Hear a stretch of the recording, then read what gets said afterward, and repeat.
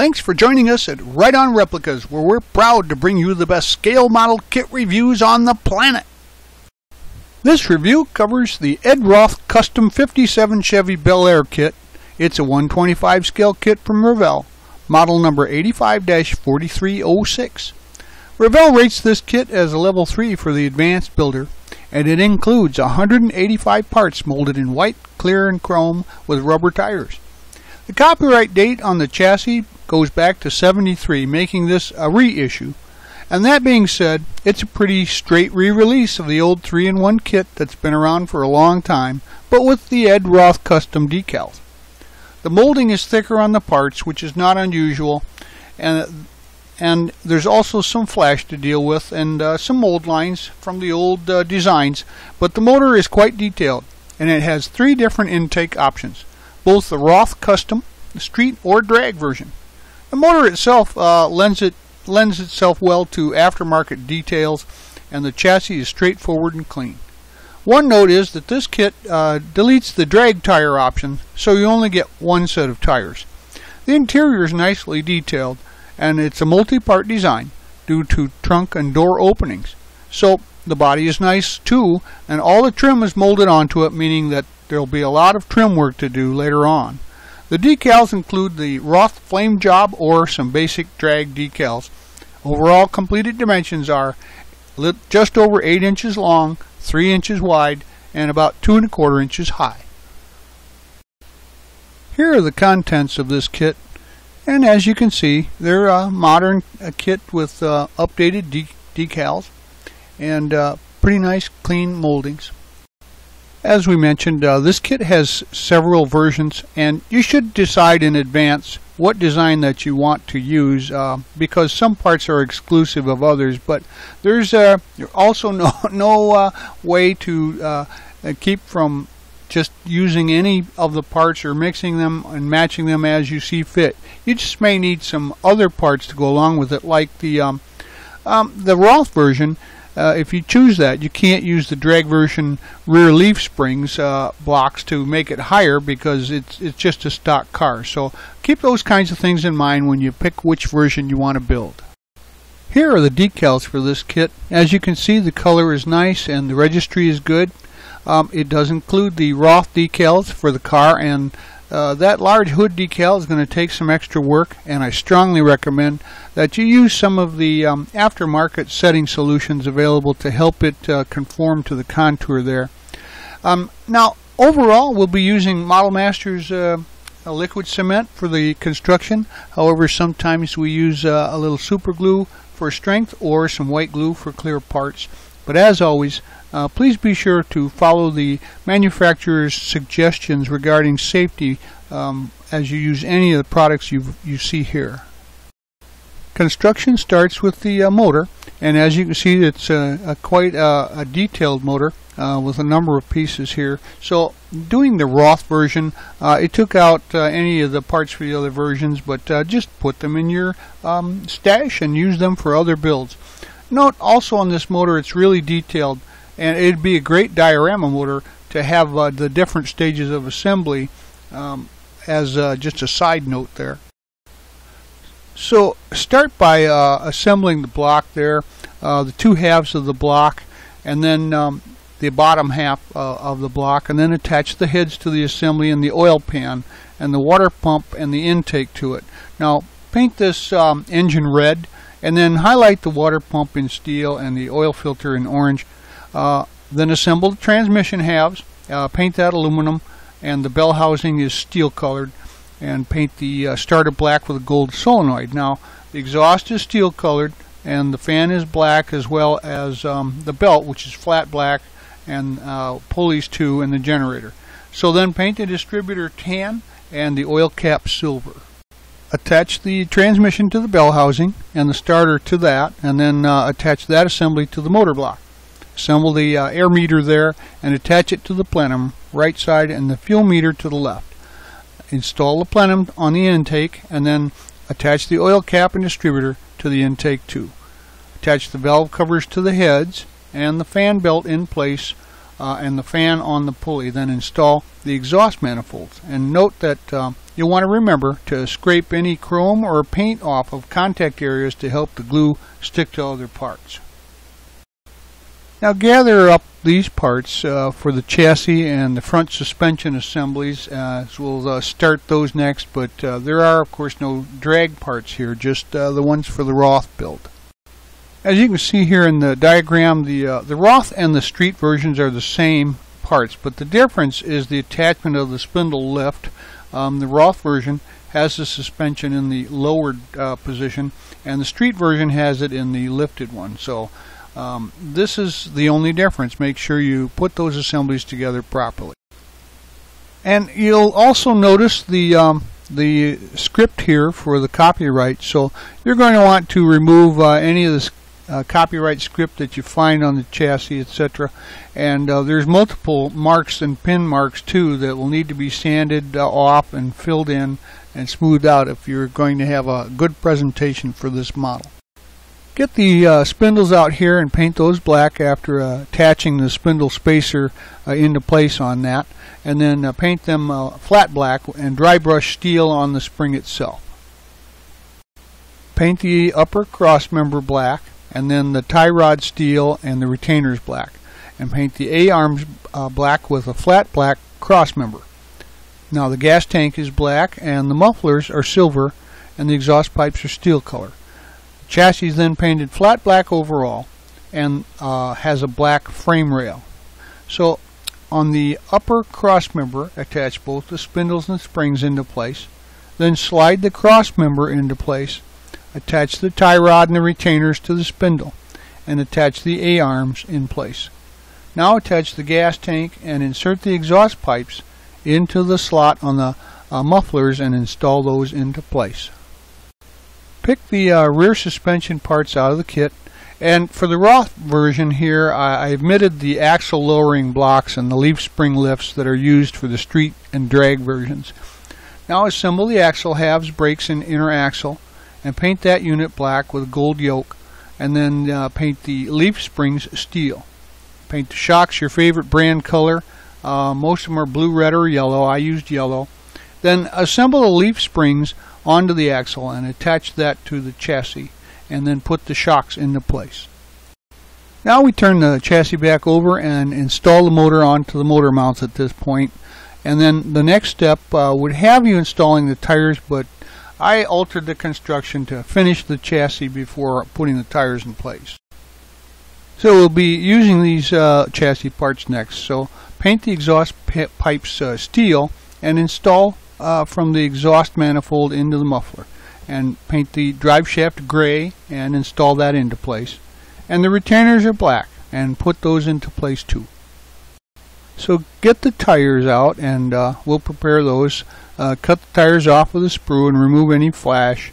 And then using a 220 sandpaper, press and roll the tread on the sandpaper to give it a worn look for the tread area. Then the white walls are decals if you want to use those, so apply the decals as normal. I would use a little gloss paint on the outside where you apply the decals.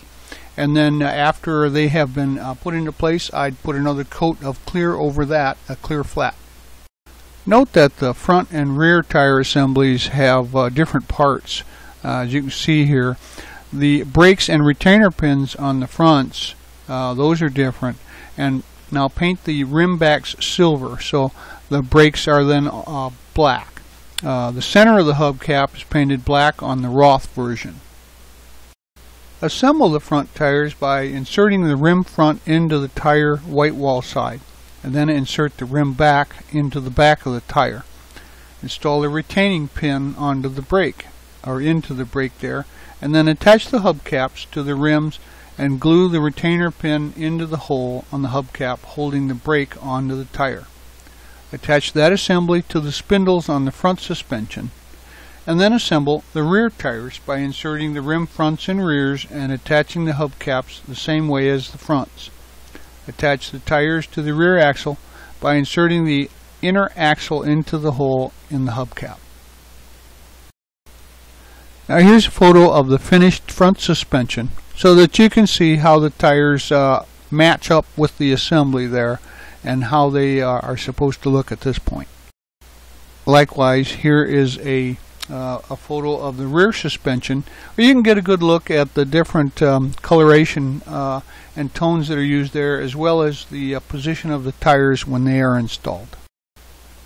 We're making good progress on the build, and this is a photo of the finished chassis, the upper side and a lower side.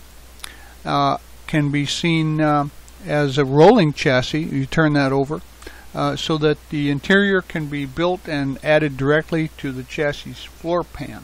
Now, you should have painted the floor pan black by now. Get out the interior parts here, and including door panels, and we'll give them a coat of paint, but we're going to be working with those later. So paint the firewall and the rear panel flat black, and the gas pedal and the wiper motor are silver, and then decide on your interior color and paint the tire cover, seats, door panels, and side panels of the main interior color, and then pick a contrasting color to go with your interior and paint the seat insert areas, the top of the rear panels and the door panels. And so you can highlight the tops of the side panels, door panels, and the door handles and cranks with some silver paint, and then paint the top of the tire cover flat black. Now, the colors I chose for my interior were a golden copper for the main color and a flat black contrasting color. Attach the tire cover area into the trunk there, and then the rear panel, put that in place. And note the copyright molding on the panel goes to the inside, so it'll be hidden by the seat. Install the rear seat and side panels into place, and attach the wiper motor to the firewall side and the gas pedal to the floor side, and put that into the chassis. Now assemble the front seat and attach that to the floor in place.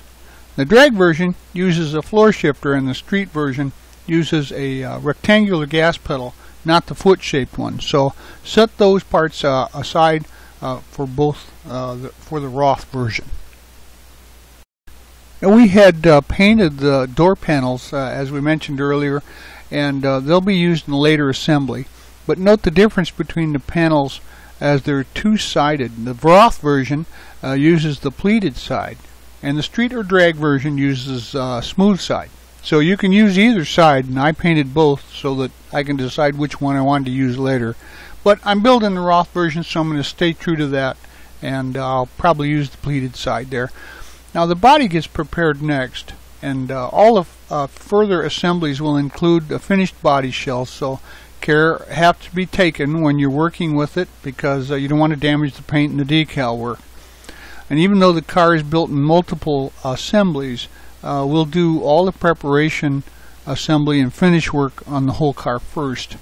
And the reason behind skipping around here is to ease the assembly later of the finished parts so that they're not so easily damaged. So painting and the decal work needs to match, and therefore all the parts have to be assembled and painted as a unit, just like you would do a real car. Now the doors, trunk, and the hood need to have their hinges installed before you paint them to make sure that they get good adhesion and a good bond there. So there are pins on the parts to line up the hinges on. There's a few blemishes on the body that need to be repaired before you finish that off. So on the rear quarter panel at the corners of the back window, you need to sand off the mold lines on both sides.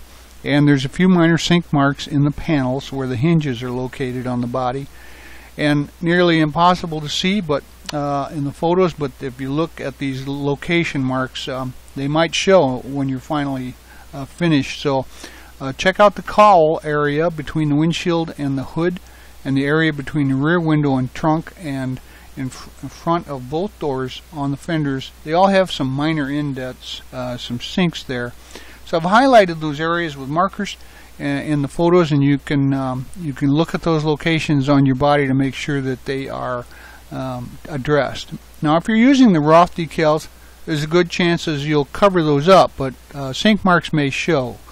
So fill them with your favorite filler and sand them off nicely. And I decided not to try and repair them for this build because they're kind of minor, and mostly the decals will be masked by the Roth decals here. So after you've sanded off the mold lines and filled any of the blemishes there, wet sand the whole body and with a real fine sandpaper, at least 8 to 1,000 grit, and just sand the body smooth, cutting the gloss but not the details off the parts like the molded trim work. So use a good primer and coat all the parts in and out, and then let it dry. And water sand the primer coat with 1,000 grit or so, and then finish the parts with the color coat of your choice. Now I'm using the Roth car, so it gets painted black. Now that you have your car in paint and it's thoroughly dried, clean your work area and get ready so that there's no dust there. And you'll be using some, I'm going to use some bare metal foil and decals next. So usually I'll water sand any blemishes in the paint with a 15 to 2,000 grit paper to make it smooth as I can for the foil and the decals. And as long as you don't break through the paint, when you clear coat it, it really makes for a nice smoother finish. Now it's time to highlight that trim. So I used some foil applications here, which is kind of like a chrome tape that you just stick on, and then you use a real sharp new blade hobby knife to trim off the excess, then burnish it down so that it looks like real bright work on a car. Now it's time to add the decals to your car. Use plenty of warm water and keep the body wet so that you can position the decals.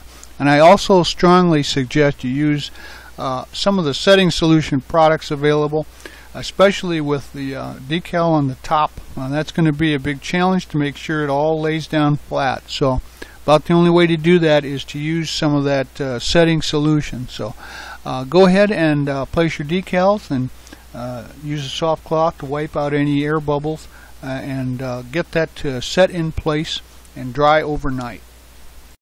After the decals are dry, I recommend you give the overall body a coat of your clear spray to seal those decals into place and get a nice shine on your model. Now we're going to assemble and install the doors. So the window glass gets glued in using some white glue, and then you have to decide which panel you want to use and glue that into place. I use the pleated side for the Roth version, and then paint the hinge mount flat black and install the doors into the body in place. Glue the hinge mount to the body and leave the hinge able to open and close freely. Now get those fender wells out of the kit and assemble those and paint them. They get installed a little bit later, but they are satin black on the top side and flat black on the wheel well side. And install the vent tubes into place and set those aside to dry. Now get out the dash parts here and pedals, and then the overall dash will be interior color, as will the steering column and the wheel. The pedals are black with silver arms, and detail paint the dash with some silver and black knobs, and use the decals for the instruments. The steering wheel horn ring is silver, as is the shift arm on the column, and you can see the photo here of how I detailed mine. Now gather these sub-assemblies and parts, and we'll be using the fender wells from earlier, the dash and the window glass. You install it all into the body. Starting with the glass, insert that into place in the frame and use some Elmer's white glue and run a bead around the glass to secure it into place. The Elmer's glue, the white glue, it'll dry clear and it doesn't react with the plastic or haze the glass. Now install the fender wells in place and slide the dash into the slots there from the underside into the body, and you'll be able to still open and close the doors when the dash is in place properly. Install the radiator next. Paint the radiator and the horns flat black, and then the battery and the heater blower get painted black, and highlight the battery post steel with red caps. Highlight the radiator cap silver and attach the horns to the radiator wall, and install the radiator in place on the outside of the radiator supports on the body. Now attach the battery into place, and put the heater blower into place, and they both go onto the right fender. We'll use these parts to finish the main body construction for the model, and most of them have already been decaled or sub-assembled. The side glass is mounted on a pin and glued into place on the interior rear panels, and the hood and the trunk hinges are painted flat black. Install the hood and trunk into place and glue the hinge mounts to the body so that both parts are able to be opened freely. The hinge will be trapped between the body and the hinge mounts. Now we can mount the chassis and the body subassemblies into one vehicle. So carefully slide the chassis into the body, starting from the front to the rear. Now I didn't glue the body into place as it's held pretty tightly and doesn't seem to want to move once it's assembled. So here are our photos of the completed engine bay minus the radiator hose and the trunk as well. And as the hood and the trunk lid open nicely, then you can get a good view of the parts once the car is fully assembled. And get out the parts here that you see for the final front end assembly, and it's basically done in 2 steps in the instructions, but we'll make it one assembly. So paint the grille flat black in the recesses, and also the hose, radiator hose. Then use some of that white glue to install the headlights into the nacelles and install those into the body. Attach the hood ornaments to the hood and apply the decal to the grille and attach the grille to the bumper. Attach the hood trim to the hood and the bumper to the body, and use the license plate decal on the plate holder and attach that to the front bumper. There's no real positive attachment point for the plate, so eye it up and put it into place according to what looks best. Here is the completed front end, and as you can see, there's white glue inside the headlights there, but it's still wet. Once it dries pretty clear. You can hardly see it, so that's usually not an issue. And once you get to this point, your front end is complete. Now we'll move to the back end, so grab these parts out of the kit. Most of these are chrome pieces. Then paint the upper lights and the lower lights there with a clear or transparent stoplight red on the bumper ends, and attach the bumper to the body and frame, and then attach the fins to the fenders and attach the rear moldings in place on the fenders there. Use the plate decal on the plate holder. You just cut it out. You don't have to actually transfer it. And then use some white glue to stick it into place on the plate holder, and then put that on to the trunk lid. Depending on the version and construction choices you made for your build, you're going to have quite a few parts left over, as this is a 3-in-1 kit. So I can't say anything bad about it, because you can always use these parts for other builds and customizing. Well, there you have it. This is a classic kit of the Ed Roth Big Daddy 57 Chevy, and you may have done one like this before, but they go together pretty well, except of course for the doors and the trunk. They're all hinged, and so it's going to take some extra fitting for you to get that down just right. But it's starting to show its age. The flash is getting a little excessive, and the motor, however, builds into a great looking assembly. And the details would be great in a diorama too. So the interior fits nicely and looks good. But once again, there will be a little extra cleanup for you to do on this kit. Now the decals aren't too bad, except you have to use setting solution on the roof if you want it to lay down properly.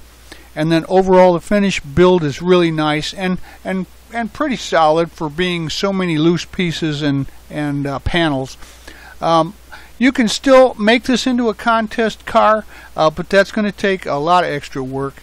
And I like this kit. It's a classic, and with Ed Big Daddy Roth's imprint on it, it really looks gorgeous on the shelf.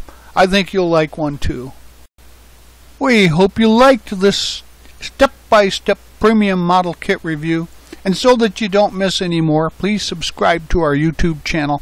But you can also find us on Facebook and always at our website, www.rightonreplicas.com. Thanks.